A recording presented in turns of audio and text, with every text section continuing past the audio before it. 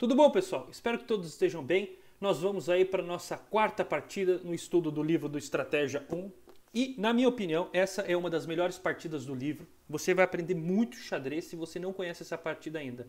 Porque ela é uma aula, uma verdadeira aula de estrutura de peões e de como você combater a Índia do Rei para surpreender seus adversários.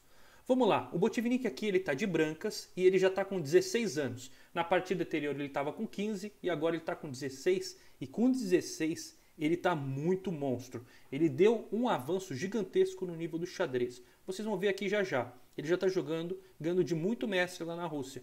Olha lá, ele joga D4, é uma das jogadas preferidas do Botvinnik de brancas. E o cidadão aí de pretas escolhe a Índia do Rei, que é essa defesa aqui contra D4. Legal? Uma das mais jogadas, uma da defesa que era uma das preferidas do Bob Fischer e do Kasparov, tá? Muito bem. E aqui, o Botvinnik opta por G3, pessoal. Olha que legal. O Magnus Carlsen faz muito isso. Ele colhe algumas ideias dos antigos para surpreender os adversários na abertura.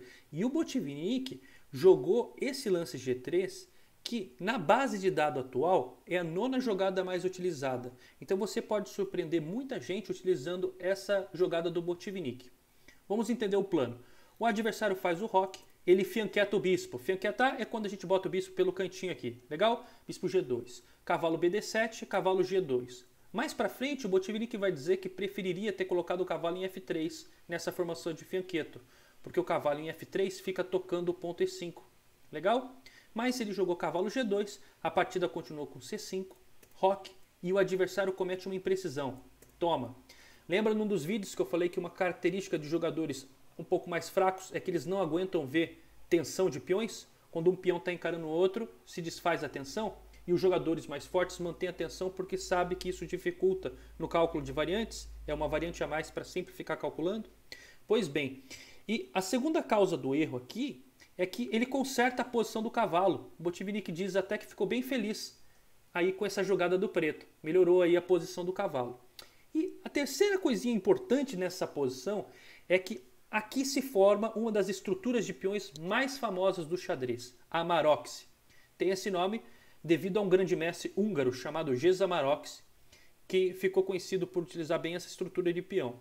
Ó, a estrutura de peão é esse peãozinho C4 e esse peão em E4, encarando e não deixando a ruptura D5 vir. E assim a branca ganha muito espaço nesse tipo de estrutura de peão. O Botvinnik até o fim da vida vai gostar muito de utilizar essa estrutura de peão contra diversas defesas. Vamos ver agora como que se usa essa estrutura corretamente. O adversário manda cavalo E5, está atacando o peão de C4.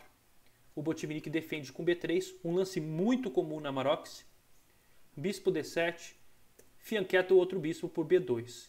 O cavalo vem para C6 e agora o Botvinnik utiliza uma ideia que ele diz que aprendeu do Rubinstein, do grande e velho Akiba Rubinstein, um dos maiores jogadores da história no posicional. E a manobra é a seguinte, cavalo D5. O Botvinnik vai utilizar essa manobra em diversas ocasiões e com sucesso.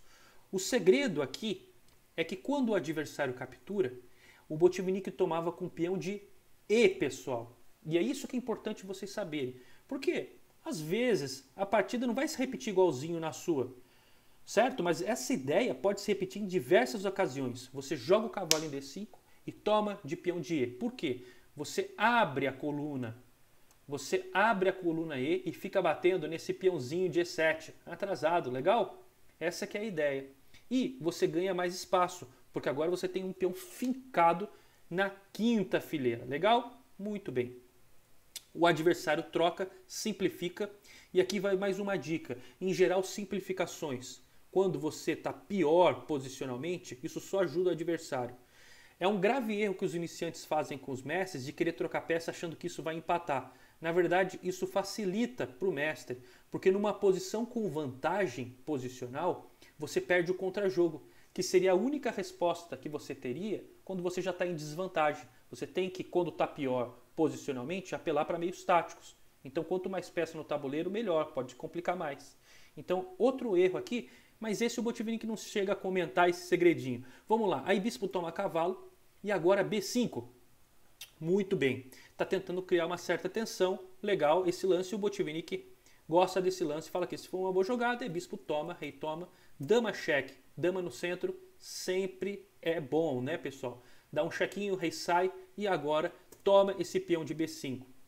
Botvinnik diz que gostaria, se pudesse voltar no tempo, gostaria de ter jogado C5 nessa posição. Ele acha que era mais preciso.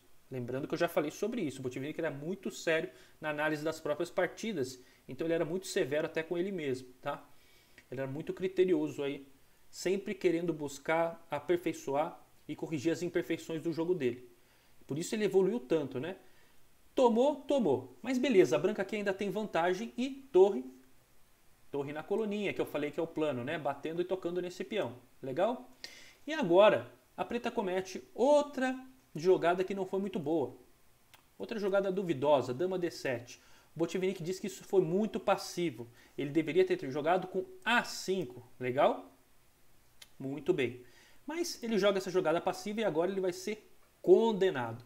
O Botvinnik já aponta que vai dobrar as torres na coluna E, quer trazer essa torrinha para cá. E o cidadão aqui joga um lance muito feio, F5.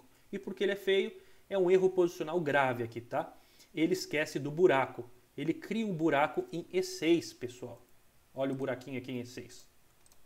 Um buraquinho aqui em E6. É buraco porque nunca, jamais, em nenhuma hipótese, essa casa vai ser defendida por peões novamente. A preta jamais vai conseguir defender essa casa por peões. Então vira um foco da dengue ali. Legal? O Botvinnik vai tentar enfiar peças ali e castigar o adversário. Agora então o Botvinnik vai fazer uma jogada muito interessante para aumentar ainda o espaço, vantagem espacial. Olha lá, A4, empurra o bispo para trás e dobra as torres. Torre F7 defende aí o peãozinho que estava sendo atacado. E agora o Botvinnik manda B4, uma jogada muito precisa. Ele quer pressionar mais ainda esse bispo, aproveitando que a dama está atada na defesa desse peão. Certo? Porque caso a preta capture, depois dessa captura aqui, virou um caos a posição da preta, né? O rei agora está assim, muito desprotegido. Tá peladão, né? Legal? Aqui atrás, por sorte, não tem nenhum mate. Legal? A dama está vigiando. E o Botvinnik agora vai, vai só comer a sobremesa aqui, beleza? Bom, então, muito bem. Então ele não pode comer esse peãozinho de A4, ele volta o bispo. E aí o Botvinnik pega espaço, pessoal. Olha o espaço ali. Olha como ele vai dominando. Essa é uma característica da estrutura da Maroczy. Vai ganhando cada vez mais espaço. E agora o cidadão quer tirar essa torre, quer botar a torre em jogo. E ele vai fazer um lance que, assim, é difícil condenar porque a posição já está crítica, mas ele comete um outro buraco. E, na verdade, esse lance permite a criação de mais uma vantagem posicional, que é qual? Peão passado. E um peão passado na sexta, pessoal. Então agora está uma posição filhote de cruz credo para as pretas aqui.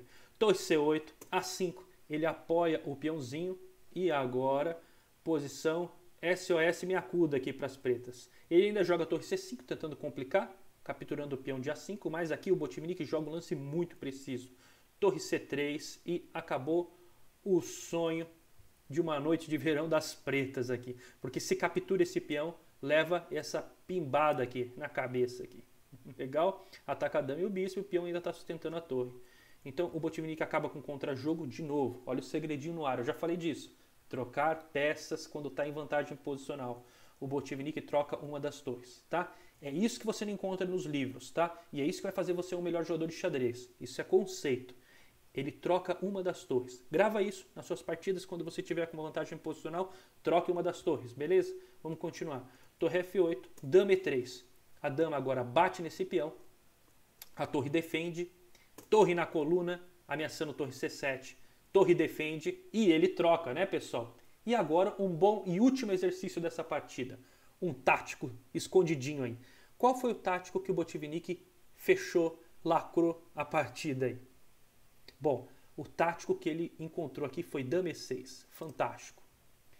Se a preta não capturar a dama aqui, já era. Vai ter que ajoelhar no milho, né? Porque depois que toma, peão avança e vai coroar. Legal? Então é obrigado a comer essa daminha. Capturou aqui. capturou.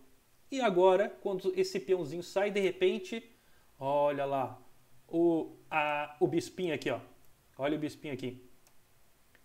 Abrindo e segurando para B7, a partida acabou. Ele vai ganhar peça ali, legal? O cidadão ainda continua, mas aí, além de ganhar peça, vai ganhar esse peão, vai aqui abrir para esse peãozinho aqui. Adeus, acabou a partida. Legal, pessoal? Ó, essa partida eu recomendo que você veja mais de uma vez. É uma das melhores partidas do livro e você vai aprender muito xadrez com essas ideias. Legal? Um abraço.